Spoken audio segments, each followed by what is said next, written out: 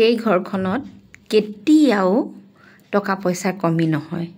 যিখন ঘৰৰ নৰ্থ ইষ্টত মানে উত্তৰ পূব দিশত কোপাৰৰ তামৰ এটা লোটাত হালধীয়া সৰিয়হ ভৰাই এটকীয়া কইনছ এটাৰ সৈতে ভৰাই ৰাখিলে সেই ঘৰখনত কেতিয়াও ধন টকা পইচাৰ কমি নহয়, বাঢ়িবহে, কমি কেতিয়াও নহয়।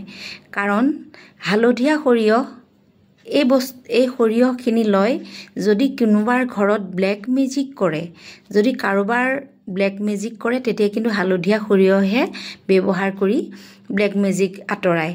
গতিকে হালধীয়া সৰিয়হ কোপাৰ আকৌ দেই, কোপাৰ তামৰ পাত্ৰত থ'ব লাগে।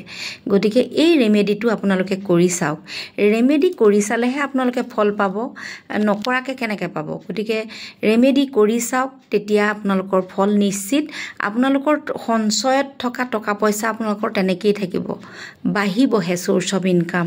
গতিকে মই কোৱাৰ ধৰণে আপোনালোকে এটা তামৰ লোটাত আপোনালোকে হালধীয়া সৰিয়হ নৰ্থ ইষ্টত এটা এটকীয়া কইনছৰ সৈতে থৈ পেলাই আপোনালোকে এই ৰেমেডিটো কৰি চাওক।